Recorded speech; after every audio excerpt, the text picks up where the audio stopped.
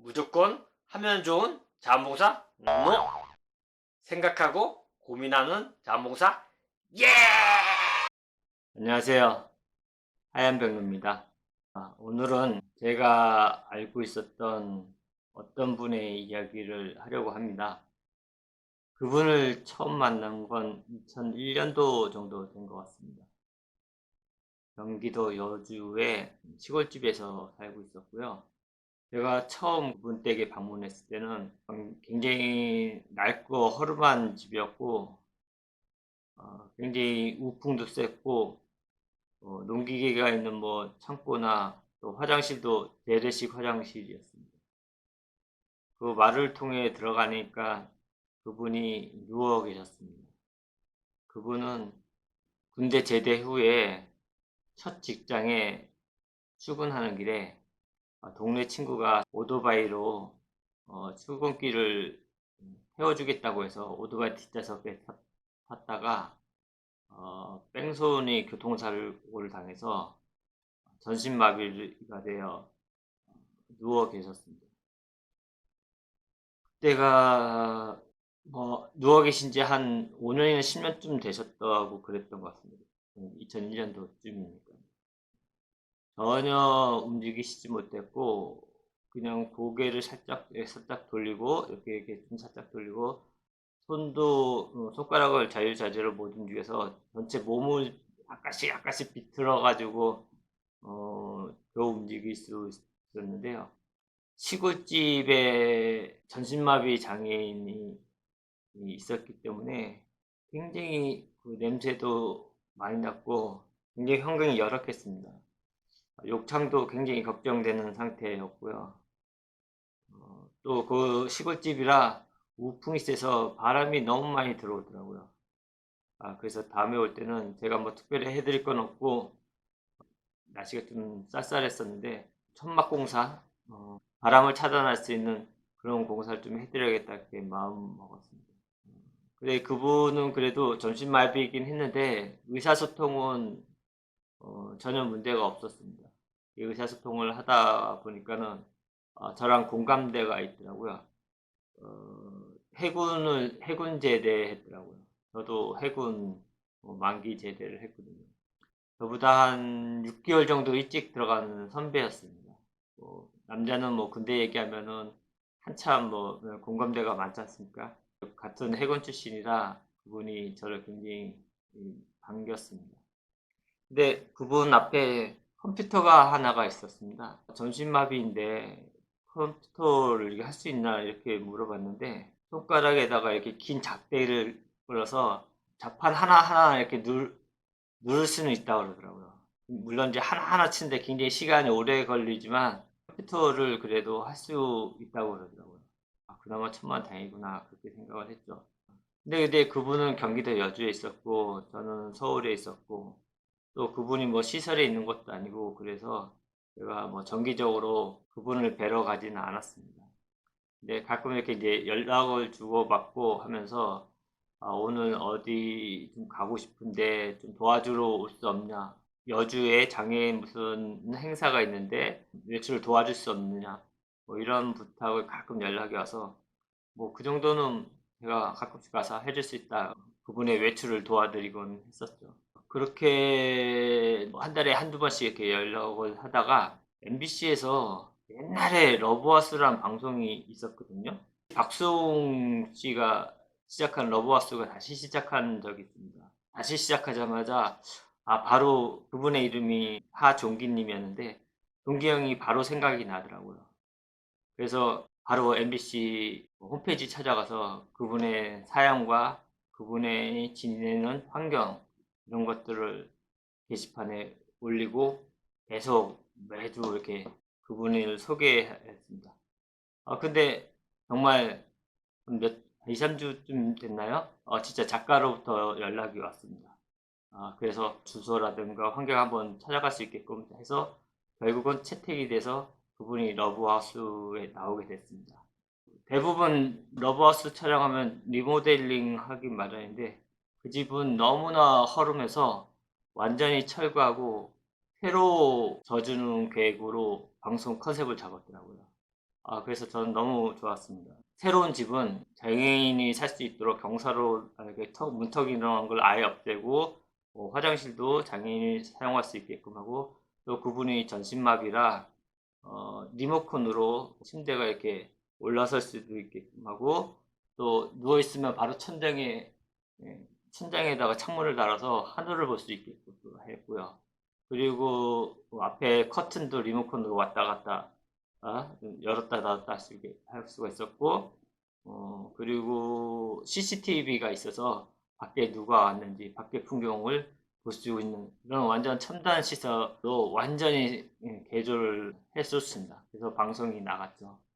그렇게 해서 방송이 나가니까는 그분의 생활이 180도 달라졌습니다. 그때 그 허름한 집에 아버님, 어머님이 같이 사셨었는데 어머니는 너무 농사일을 오래 하셔가지고 허리가 거의 90도 굽으셨었고요. 이빨도 굉장히 상하셔서 뭐 앞니 몇 개 없으시고 정말 시골 할머니였습니다. 그래도 아버님은 약간 정정하셔가지고 아버님이 농사 짓는 것으로 그렇게 세 식구가 그렇게 살았습니다. 러브하우스 촬영할 때는 동네 잔치가 일어나서 뭐 여주 군수도 와서 구경도 하고 아버님도 굉장히 기분이 좋았습니다. 저도 그날 하루는 휴가를 내서 촬영하는 걸 구경을 했습니다. 러브하우스가 지어진 다음부터 종기 형은 굉장히 성격이 밝아졌습니다. 진짜 제가 처음 방문했을 때까지만 해도 진짜 몸 하나 이렇게 움직이기도 힘들었고 일일이 어머님, 아버님이 농사를 짓다가 중간에 와서 밥을 대충 먹이고 또 혼자 계속 계셨었어야 되는데 그 장애인 편익 시설이 다 돼 있는 그 집에서 또 이런 방송을 타고 나니까는 많은 장애인 지역에서 종기형의 도움의 손길을 많이 줘서 형도 점점 무언가를 하려고 노력을 했고 그리고 무언가를 하면은 바뀐다는 그런 희망을 봤던 것 같습니다. 생활의 변화를 봤었던 것 같습니다. 그리고 몸이 점점 안 써서 그동안 안 써서 그랬던지 조금씩 움직이니까 형이 점점 이렇게 휠체어도 스스로 운전도 할 수 있고 심지어는 거기서 여주 시내까지 휠체어로 왔다 갔다도 했습니다. 뭐 한 4, 50분 걸리긴 하는데 그렇게 적극적으로 그리고 자기가 어떻게 앞으로 어떻게 살아야 될지에 대한 고민도 많이 하면서 이것저것 컨택을 많이 했습니다. 저하고는 그렇게 한 달에 몇 번씩 연락을 주고 받으면서 또 형이 필요할 때 아니면 보고 싶을 때 할 때 제가 찾아가곤 했었죠.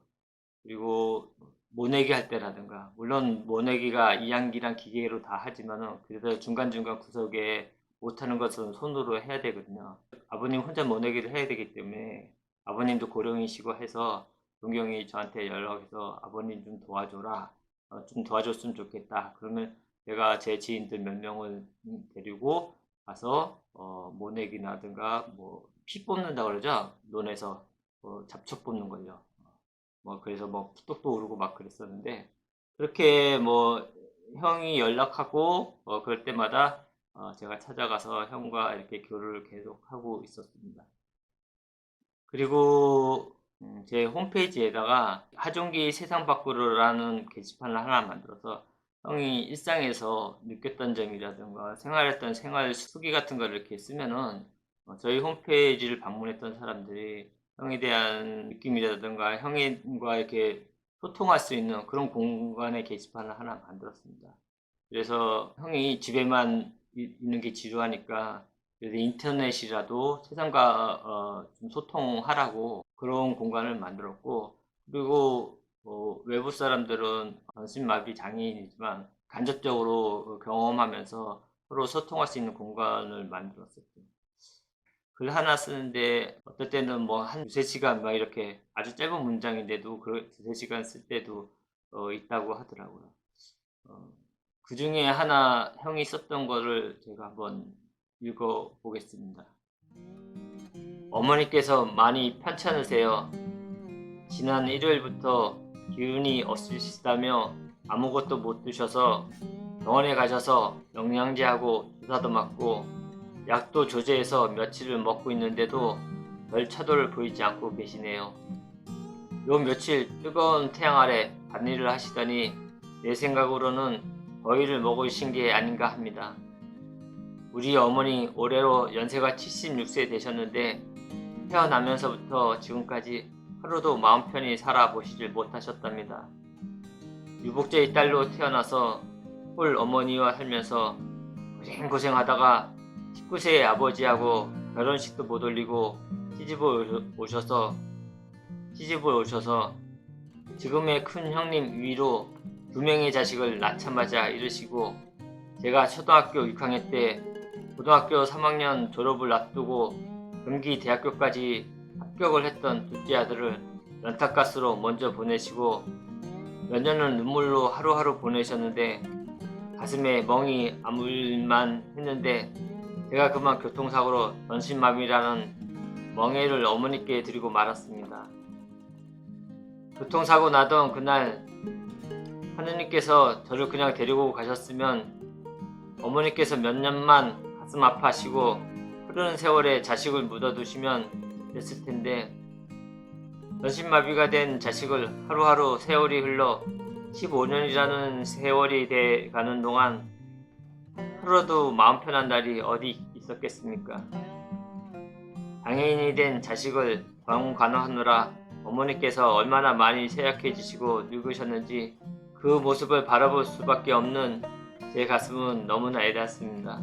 15년이라는 세월 동안 제가 숨을 쉬며 살 수 있었던 것도 어머니가 제 곁에 있었기 때문입니다. 하느님께서 소원이 무엇이냐 물으시면은 저를 데려가는 대신 어머니 남은 생만큼은 건강하시고 행복하고 편히 사셨으면 좋겠다고 소원을 말하겠습니다. 나에게는 어머니만이 세상의 전부입니다. 이렇게 어머니에 대한 무거운 마음을 가지고 살면서 그래도 희망을 잃지 않고 자기가 할 수 있는 일을 찾아서 그래도 형님은 무엇인가를 계속 하려고 했습니다. 그러다가 몇 년이 지나서 어머님이 돌아가셨습니다.